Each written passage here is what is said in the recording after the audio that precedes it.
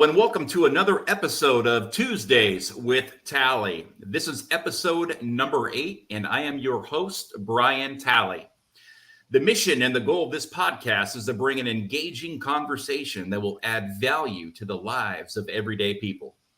We will inspire, encourage, educate, and tell the stories of some of America's finest men and women in an effort to motivate you to live your life to its fullest potential. Be sure to follow us on social media and on Spotify. The online information and handles are all located on the scrolling ticker at the bottom portion of your screen. Be sure to like and share the program as well. Folks, we have a very special guest joining us on today's program.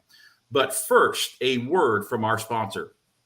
Are you looking for a photographer and are based in the Houston, Texas area? Then look no further than John Steelman Photography. John Steelman Photography is a veteran-owned small business that takes great pride in capturing those special moments in time for an everlasting memory. No job too big or too small. For all your photography needs, check out John Steelman Photography today. Visit him online at johnsteelman.com. That's johnsteelman.com. Folks, today we are honored to be joined by retired U.S. Army Staff Sergeant Jeff Pickard. Jeff is from San Diego, California, and is a U.S. Army combat veteran who was wounded in action on April 20th of 2010 while serving in Iraq. After 15 and a half years of honorable service, Jeff was medically retired after suffering from the wounds of war. Jeff's career started in the Navy, and he would ultimately end up switching branches to the Army, where he found himself on the battlefield of Kirkuk, Iraq, during Operation Desert Shield and Operation Desert Storm. In 2013, Staff Sergeant Pickard retired from the Army and moved back to San Diego. And in 2016, Natasha Pickard, Jeff's wife, founded the Waves Project. The Waves Project has taught Jeff how to scuba dive. In 2019, Jeff became an open water instructor for the Waves Project. Diving has turned out to be very therapeutic for Jeff and has proven to be the best medicine for him to fight PTSD, TBI, and other physical injuries. When he is underwater, he finds that inner peace. It helps him relax and his mind becomes clearer. Not to mention it has helped with physical pain as well. Now, Jeff is on a new mission and has repurposed himself to help other veterans suffering from the same fate that Jeff has endured.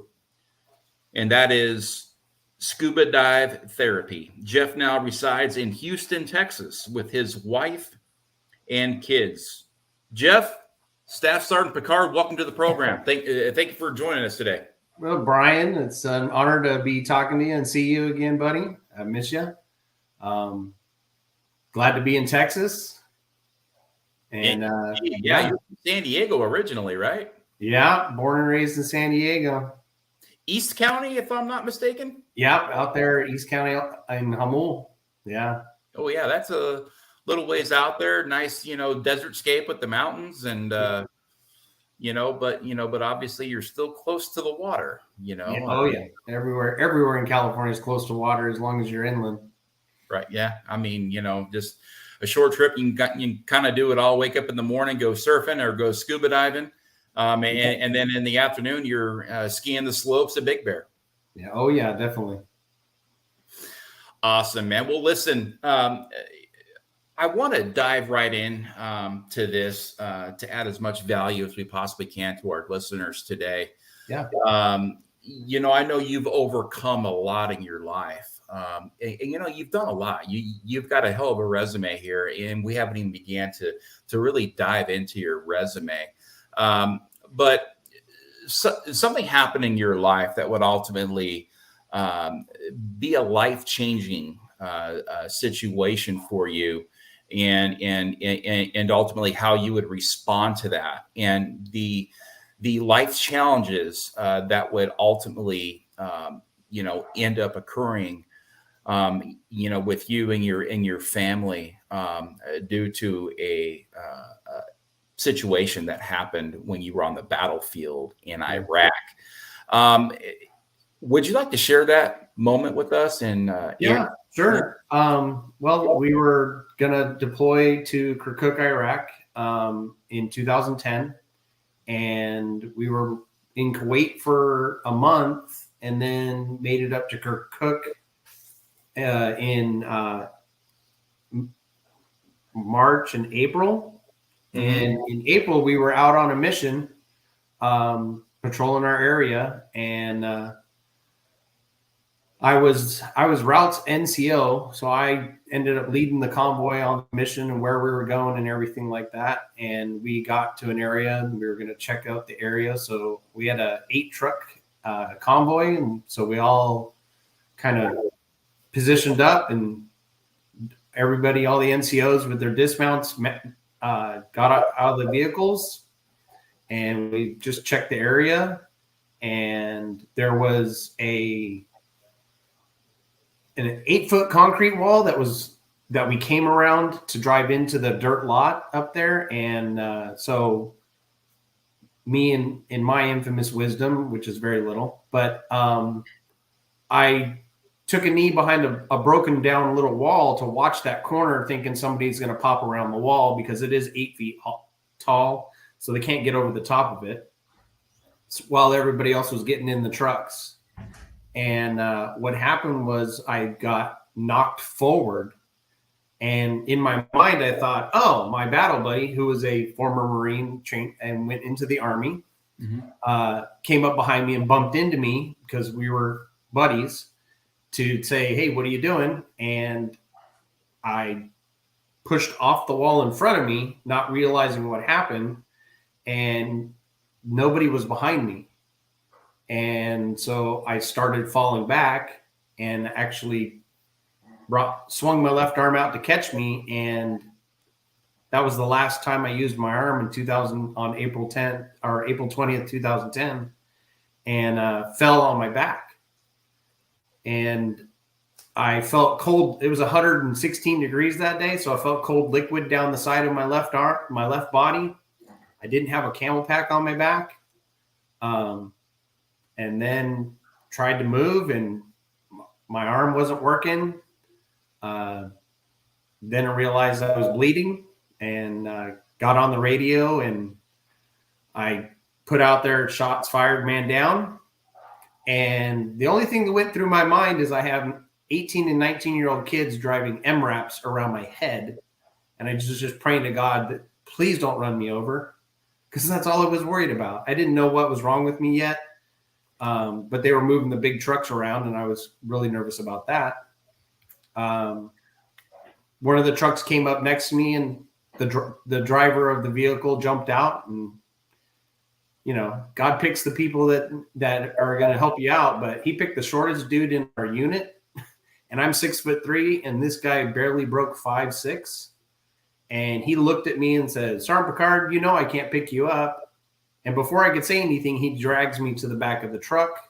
The NCO is dropping the gate to the truck to get in. I get in. Well, I stood up after he helped me get up, and I yelled at him because he got me dirty, because I could walk. I was like, you just got me dirty, dude. That's not good. Walked in, looked at my rifle and realized that the bullet that went through me went through my rifle. Didn't really know that it detonated in my face. I had blood running down my face a little bit. Sat down inside, tossed the gun off to the side because it was trash, and looked at the specialist, the little E4 sitting in the back of the truck across from me as they're closing the gate. And Specialist Mac, I told him, hey, you need to pull the cord on my IOTV. And he looked at me and shook his head. He's like, no, Sergeant Pickard, I'm not doing that. And I had to issue an order for him to do it because he thought he didn't really know what was going on. For our listeners, can you explain what that is? The IOTV is the combat vest, and it has a cable in it so that if in an emergency, they can yank the cable and the whole combat vest will just fall off the body of the soldier. Mm-hmm. So it has our bulletproof plates in it. It's kind of like a backpack with plates in front and back. Sure. Is what the IOTV is. And As soon as he pulled that cable and it fell off of me, he was already a young white kid, and he turned paper white because he saw blood coming down the side of my left arm. So Yeah. after this happens, obviously, you've got adrenaline going, you're in shock, and you're starting to realize that you've been wounded in action. What happens when this young soldier is pulling you to safety? What happens next? Do they fly you out, or do they put you in a vehicle and take you to a field hospital?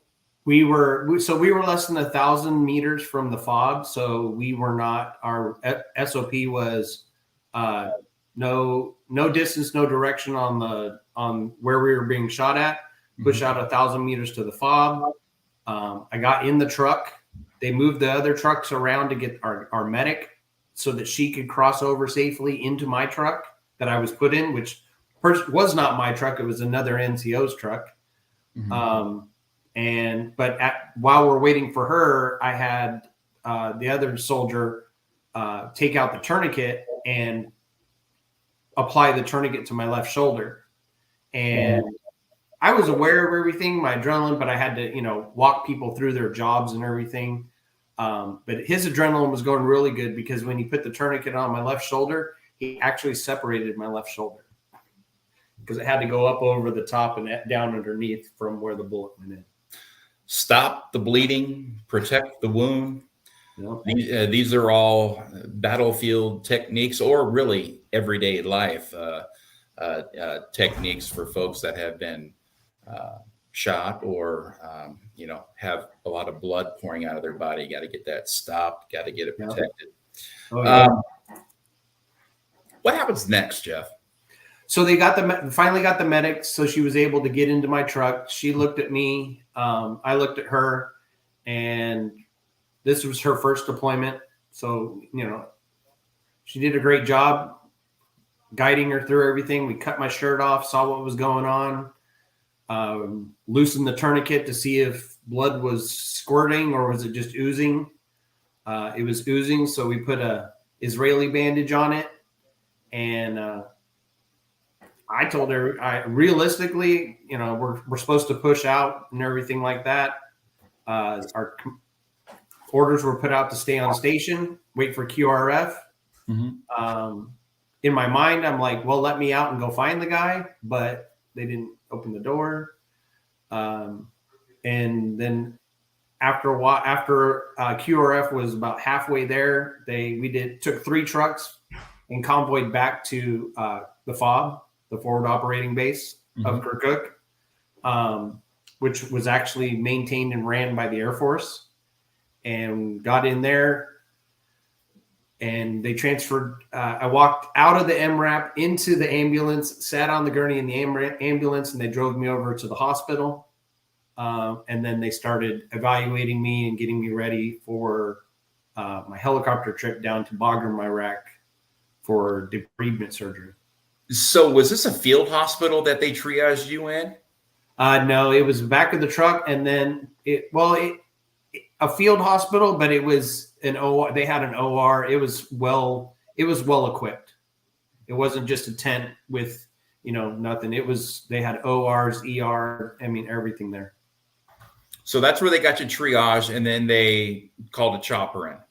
Yep, they called the chopper in. I was, my whole goal when I was on deployment was I just wanted one helicopter ride while I was out there during our 12 months we were supposed to be there. And I got my helicopter ride, which was cool, but I don't remember it because the colonel, who was my doctor, my flight doctor going down to Bagram, he said, "How you doing, Sergeant Pickard?" I'm like, "I'm doing good, sir." He's like, "All right, I'll see you later." And he doped me up, and I was knocked out for 2 days. Wow. Yeah. Well, that's definitely not the helicopter ride that you were looking for. No, it was not. But what kind of a helicopter was it? It was a Black Hawk. Black Hawk. And then there was 2 Apache helicopters as support. Yeah. I did see all that when they took off, but that was it. Well, you even had an escort, Yeah. an armed escort. Very armed. Listen, once you got back to the United States as a staff sergeant who had been wounded in action while serving our great nation in a time of war, what was the process? What was the healing process like? When I returned to the States, I was actually flown to Walter Reed Army Hospital. The old hospital, not Bethesda. I was at the old Army Walter Reed one. Mm-hmm. Ended up being put in a hospital room and assigned a nurse, and they were treating me, removing the wound vac, the wound vac, which is a pump that pumps the fluid out. One thing that was kind of neat, when I was leaving Bagram, Iraq, we were being put on a C5 Galaxy transport ship, our plane, and General Ordinero was there with his sergeant major, and he was saying goodbye to everybody, and he asking what happened, and I told him what happened. He actually held the plane so he could run and go get his command coin to give to me. His challenge coin. His challenge coin. Yeah. So that was pretty neat, especially to hear that the man actually passed away from cancer a little while ago. But yeah, and so got back stateside, got to Walter Reed, got to my hospital room. My nurse was awesome. She actually saved me. Military medical is not the best thing in the world. They were actually, I woke up one morning and they were ready to wheel me into the OR. Mm-hmm. And I don't know what's going on. I don't know what the doctors are thinking. And I'm like, why am I going to the OR? Oh, we're going to remove your left arm. Mm-hmm. And my nurse, God must have told her something. Something told her, hey, you need to go check on me. And she came in the room and goes, what the hell are you guys doing in here? Oh, we're here to take him to the OR to remove his arm. And the nurse is like, he has blood flow in his arm. It's alive still. You're not removing anything. Because I would have been knocked out. They would have taken it. And I'm left-handed. So you would have woke up with no arm, Exactly. And that would have been from the shoulder. Right. That would have been a full amputation. And obviously you're incapacitated, so there's really no advocating for yourself because, you are, just in this daze and still trying to figure out, well, what in the hell has hit you here? Yeah. This is day 4 that I was at Walter Reed. Incredible. How logistics can actually work very, very quickly. Yeah. When things, when episodes like this do happen overseas. How long were you in Walter Reed? I was at Walter Reed for about 6 months after moving from my hospital room to kind of transitional housing to do occupational therapy because there was blood flow in my arm. There wasn't any muscle activity nor nerve feeling. I couldn't feel my arm. I couldn't move my arm. I tell people the only reason it was still there is because it was attached, because the bullet, it was a armor piercing round that went through my shoulder and it missed, the doctors told me it missed the bone by 1/8 of an inch and the arterial vein by 1/16 of an inch. Very lucky to be alive. Yeah. Very lucky. Yeah. I mean, you hit that, you're bleeding out right there. Yeah. And wow. I know that this is difficult, for anybody to kind of, sit back and to reopen those wounds. And we certainly appreciate your vulnerability here that you're sharing with our listeners because it will help. It will help other veterans. It will help regular, everyday people with their own struggles and how to essentially overcome these life challenges. 6 months in Walter Reed. That's a hell of a stay, Yeah. in its own right. Can you share with us what happened after you left Walter Reed? Well, I actually had to advocate for myself at Walter Reed because my wife and kids were at Fort Leonard Wood, Missouri, the entire time. I had only seen them through video chats. I didn't get to personally see them or hold them or anything. I actually had to go to my doctor and ask the colonel if I could, because all I was doing at that time was occupational therapy. They were trying to stimulate the muscles, stimulate the nerves and everything like that. And I actually had to advocate for myself to go and do my physical therapy at Fort Leonard Wood at the occupational therapist there. So she researched it all, reached out to the doctors out there and approved it all. But it was 6 months before I could go home to even just, hold my wife. And I mean, when I left, my son Preston, who's 11 now, was born on January 19th of 2010, and then in February I left for deployment. And then in April I was at Walter Reed and 6 months. So he was almost 1 before I actually really got to see him. And everybody served in your family, from your awesome wife Natasha to your children. They lived this with you. Oh yeah. And a lot of folks don't understand that it's not just the soldier that serves, right? It's not just the Marine or the sailor or the airman that serves. It's the whole family and everybody that loves that person and that is connected to that person. Oh, definitely.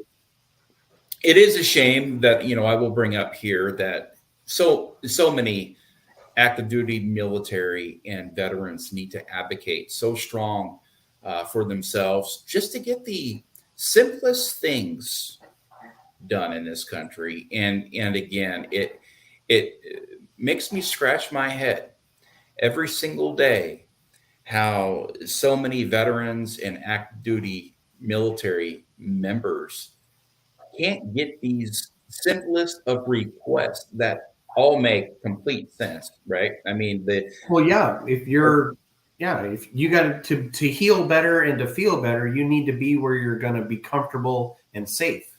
If you're in an area where you're not comfortable and safe and have your loving family with you, it's going to take longer to feel better, to heal, to cope, or anything.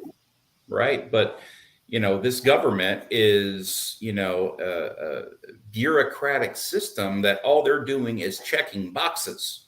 They're just checking boxes. They're not actually looking at what is in the best interest of this man or this woman or this soldier or whatever it may be.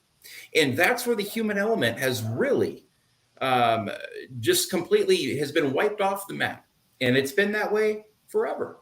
And, at some point there needs to be some changes and there needs to be some sort of, accountability when it comes to just treating our service members.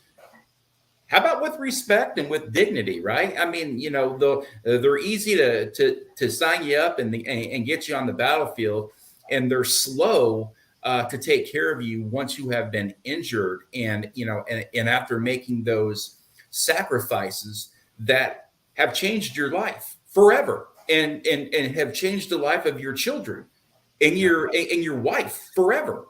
Yeah. So, those are things that I continue to do on this program, is to advocate and to give the voiceless a voice and to shine a light in some very dark areas in our country that need improvements. Now, you get medically retired from the Army and you head back to San Diego, correct? Up to Temecula. Great town. Great town. I actually lived there too for a little while. I think we've got some good Southern California connections here. Oh yeah.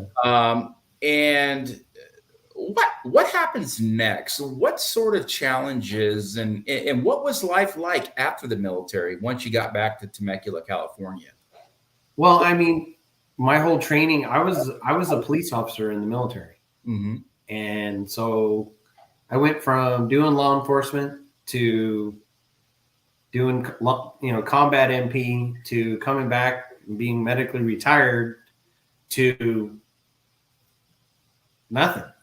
Mm-hmm. And, luckily I have a wonderful woman by my side. Mm-hmm. And in 2016, she was not going to let me sit at home and just be, another statistic sitting on the couch at home. Well, bless her heart. Yeah. I mean, I grew up in San Diego. I grew up on Naval Amphib Base Coronado, La Jolla, Mission Beach, everywhere. I was I was in the Navy. My grandfather was a World War II veteran. I had uncles who were Navy SEALs. We played in the water, and she found the Waves Project for me, and she signed me up. She founded the Waves Project. No, she didn't found it. She found it online. Oh, she found it. Yeah, okay. She found the Waves Project, looking through websites, saw that it was something that I'd be, I loved swimming. I grew up in the water pretty much. Mm-hmm. Okay. And she signed me up. So she's doing her due diligence. She's trying to do whatever she can to help her husband that has been suffering from TBI, from PTSD, wants to repurpose you. Wants to reinvent you, wants to rebrand you to have the husband that she fell in love with. And she's online. She finds this program, and it's the Waves Project. What happens next? Do you go to a couple of classes, or how did this ultimately be something that you would obviously, partake in? Well, what happened was I, signed up and everything, and I needed a dive buddy because scuba diving is a dive sport. And so my dad had been certified a long time ago. And my dad's a Vietnam veteran. He was in the Air Force.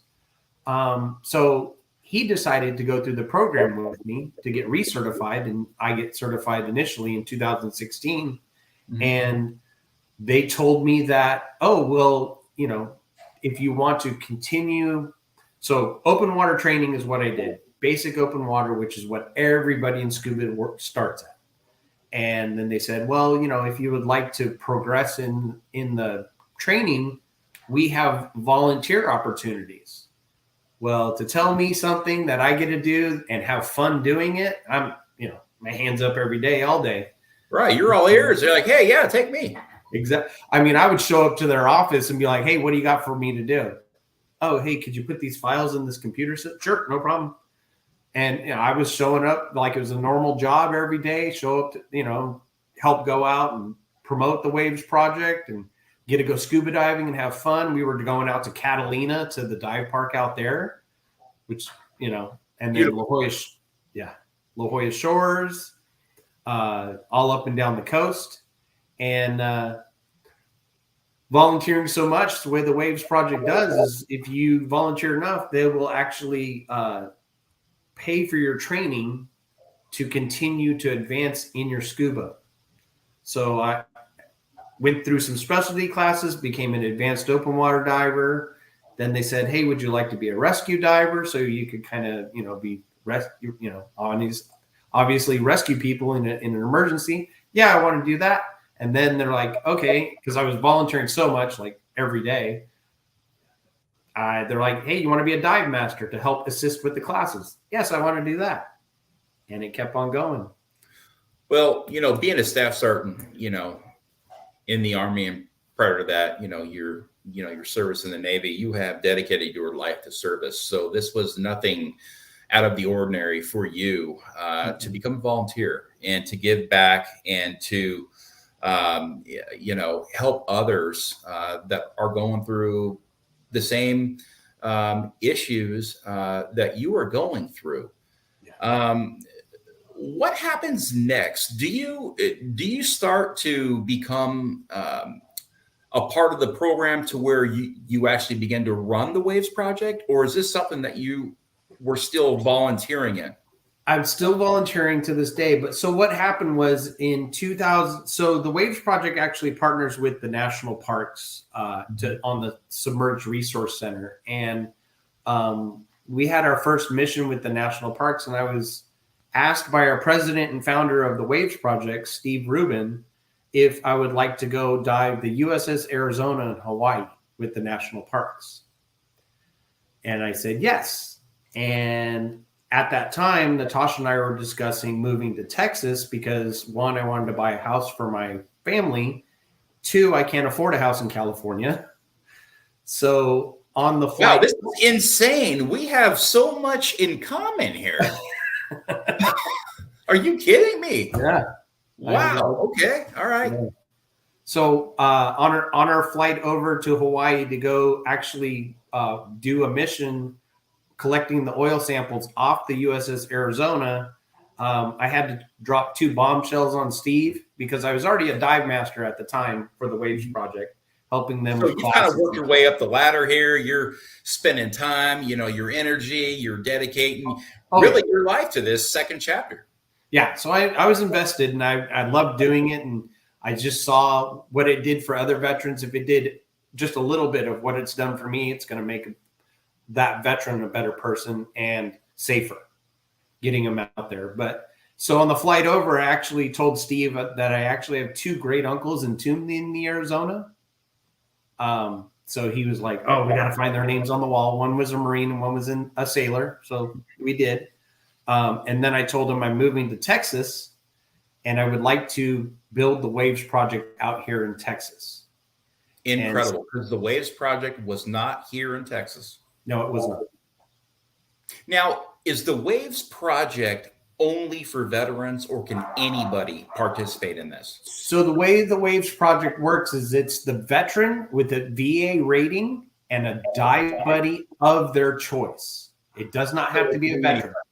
Anybody they want. We encourage the veteran to look first at their families, to build that family camaraderie, that family relationship, building it back, because as well as I do, we can't talk about some of the things, and our families are never really going to understand because it's not that been there, done that thing.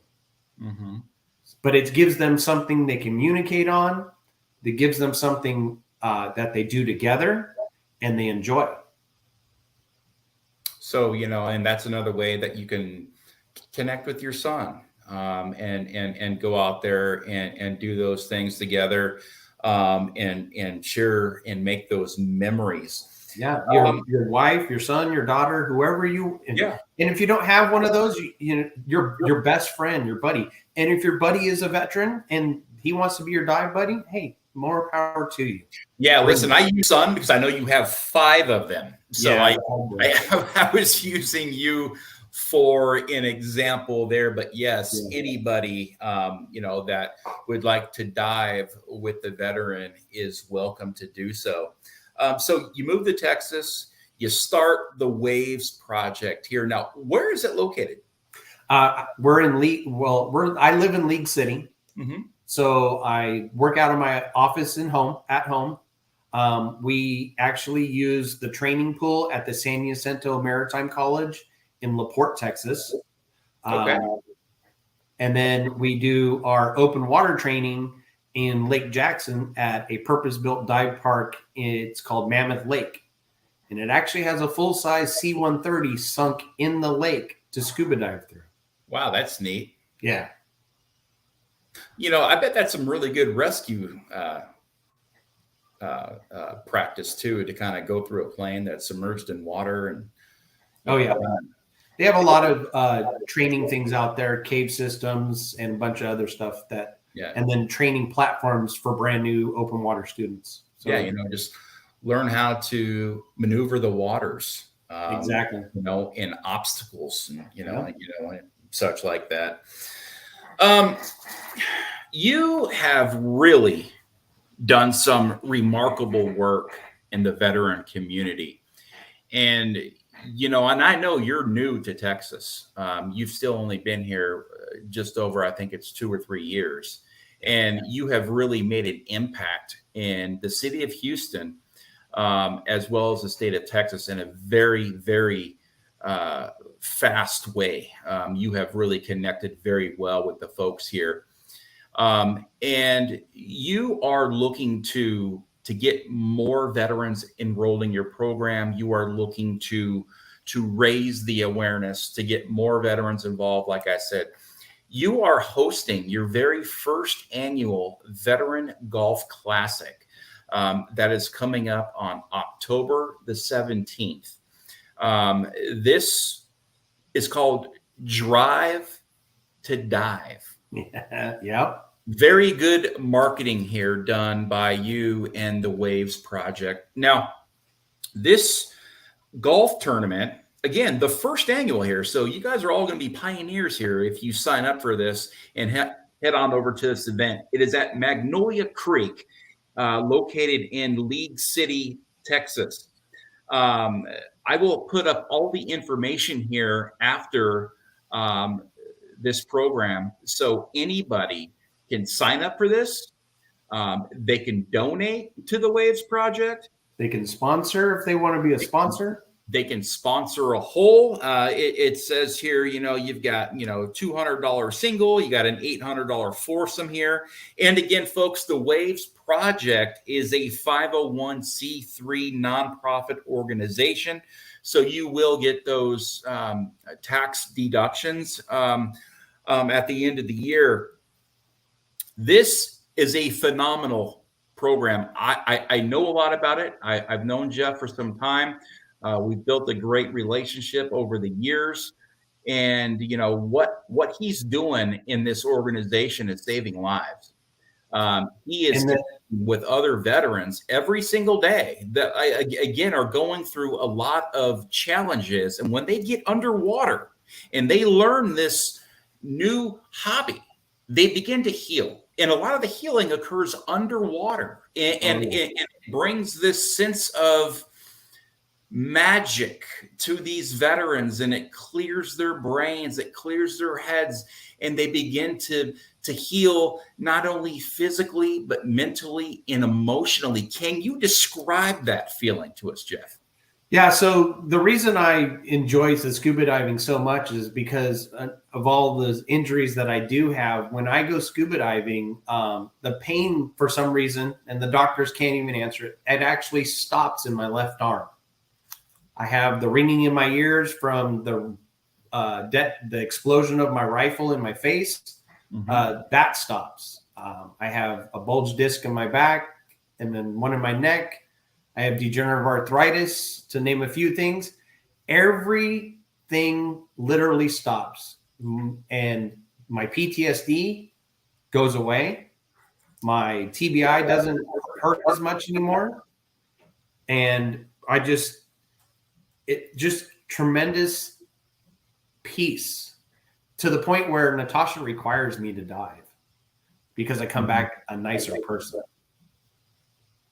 It's incredible how you can experience life underwater and everything goes away. The world's problems, the divers' problems. It's just you are in that underwater world, and it's peaceful, and you get to share a lot of time down under there, and I'm sure that's why we have the Waves Project program. And I just wanted to mention this: it is free for the veteran and the dive buddy, 100% free for the first open water class to get open water certified. Now, after that, is there a fee involved here to get veterans out on the water with you guys? Well, to go scuba diving, we do support the lake that we go to. So after your first initial class, it is $20 to get in. So everybody pays for that. If we are not holding a class and we're just having a fun dive, I will have the veterans first come, first serve. They can check out scuba gear from me, and then they just have to return it with the air tank filled, rinsed everything off, and make sure it comes back to me in good condition. But other than that, we do specialty classes for the advancement of training. And we only usually, it's a small nominal fee to cover the administrative costs. It's usually about $50 for each class. And these classes usually range anywhere from $250 to $400 for each class. So there is some cost associated with this that you guys pick up through your donations. So folks, being as transparent as possible here, your donations go directly to helping the lives of veterans seek a new hobby and to help heal from the wounds of war. Now, do you need to be a combat veteran to do this, or can you just be a veteran? It's just any veteran with a VA rating, 0 to 100. You can have a 0% rating at the VA, 10% rating, and you can participate and share the same experiences as everybody else there, and build that camaraderie. When you get out on the boat and you guys go underwater, you probably eat together after the dives, and you probably are making some lifelong friends. Oh yeah, definitely. And it's just that camaraderie coming back is everything, and it's very valuable. Very valuable. Well, a lot of veterans don't have families, and they're lonely, and they, a lot of them that have PTSD and TBI and that are suffering anxiety, they don't come out, and so they don't know where to go. They don't really identify with really anybody else. So if they know that there's a program like this out there available to them, they may be able to, again, get that sense of purpose again, start living that happy life again, get out and live life, right? Just live life. And serve a purpose. The scuba diving opens up so many opportunities. Out here in League City, I actually am now the helicopter underwater escape dive supervisor for Space Center Houston through Bastion Technologies, which is a company I work part-time for because of scuba diving. Mm-hmm. So, and it's when you find that purpose. Exactly. So you go and you scuba dive, and you get motivated, and you're excited about life. You're like, dude, I loved it. It was a great time. You know what? I'm going to mow my yard tomorrow. I haven't mowed my yard in 6 months, but I'm motivated because I did something yesterday. I got my body moving, and then that's going to say, I want to go get a haircut, because when I get a haircut, it makes me feel good about myself. And you start to get that confidence up.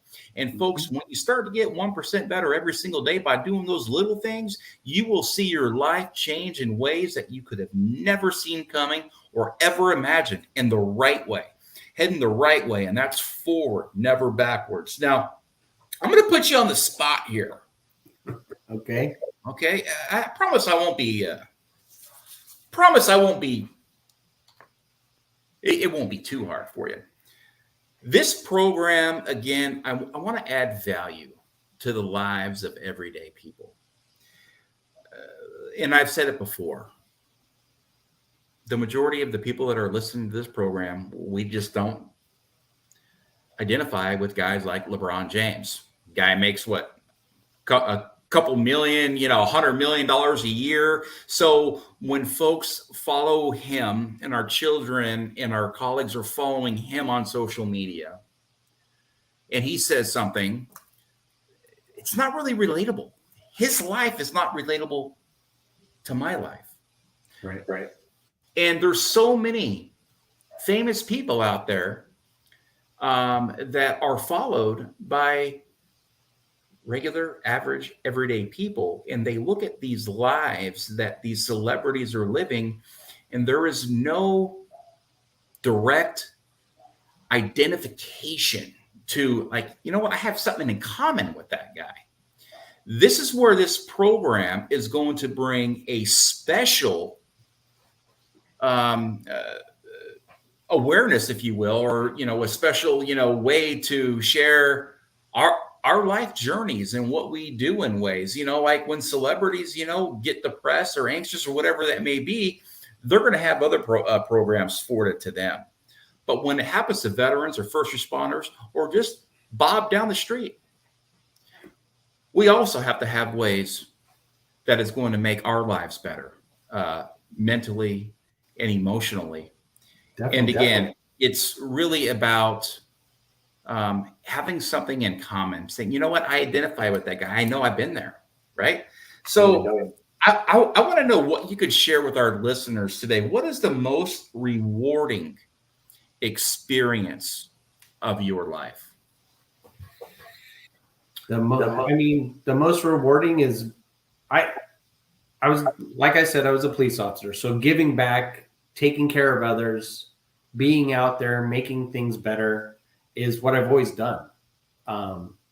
So finding the waves, my wife finding the waves project for me has probably, believe it or not, has probably saved my life.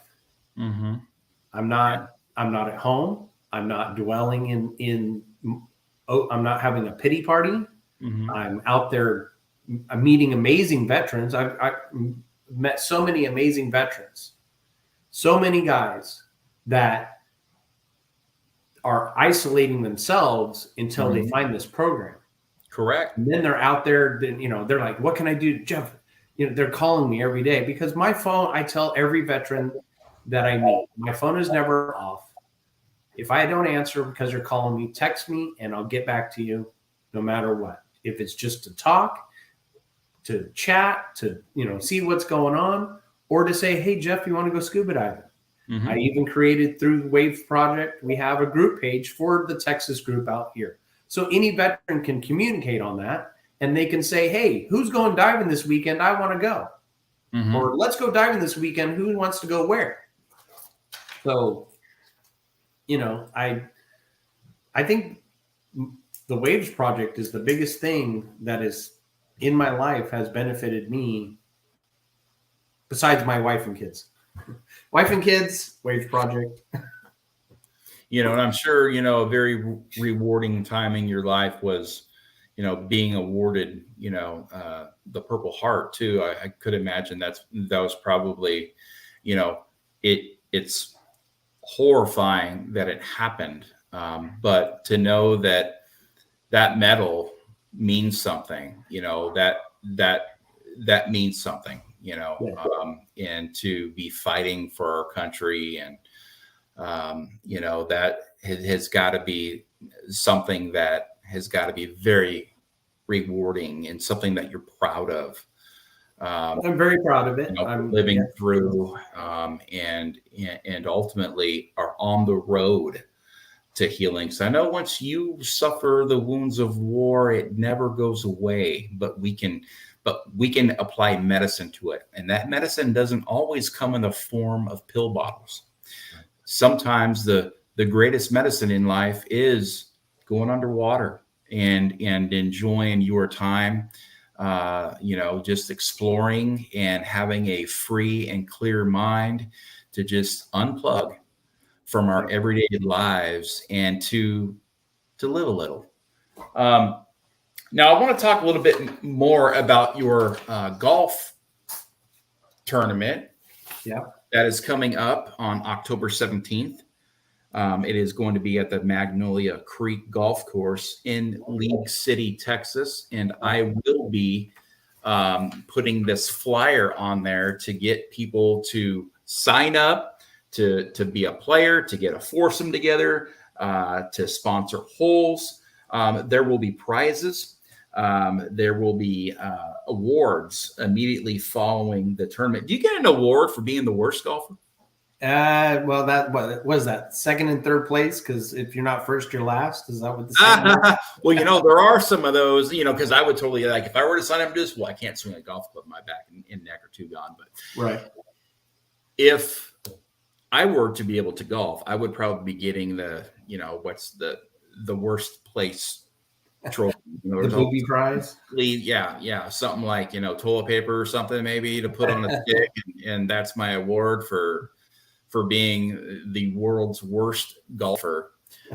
Folks, you could donate today by simply going to wavesproject.org, and you will be helping to support Jeff and his mission, and the mission of Waves Project to heal and to bring about camaraderie to our nation's veterans.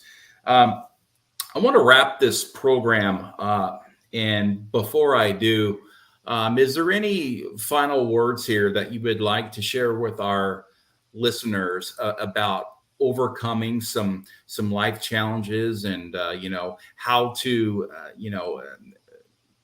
get that Yeah, better every day? as a veteran, it's really hard for us to sometimes reach out when we're having a problem to ask because of the training we've had, and suck it up.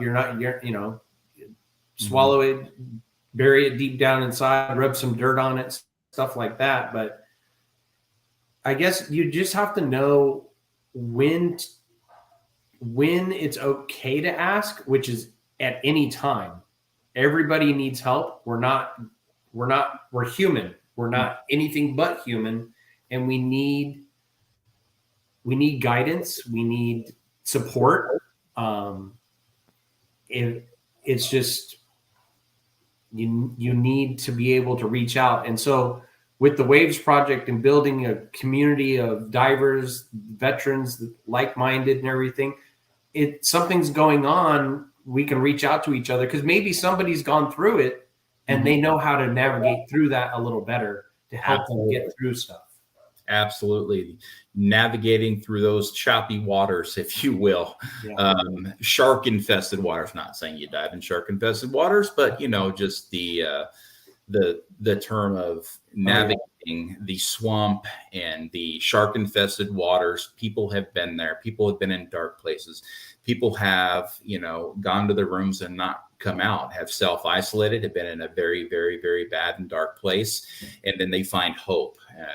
And a lot of that hope comes into the Waves Project. And of course, what a better leader, than you yourself, Jeff, of getting out there, not only going through the whole, class and the project as a, first timer, and then staying with it. And now look, I mean, you're running the Texas show, and you are changing the lives of veterans every single day. Listen, this has been a great interview, and I sincerely appreciate the opportunity of you coming on and us, just having a simple conversation. And hopefully we can get some folks out there signing up for your golf tournament and donating to the Waves Project to get those funds that are needed to get out there and to pay for these veterans, and to pay for these boats, and to pay for this equipment and the food and everything and the admin that is all tied to this 501c3, folks. And know that your donations are going to a good cause, and everything is transparent. And don't forget taxes, right? 82,000 IRS agents were just hired. So you may be looking for some tax deductions.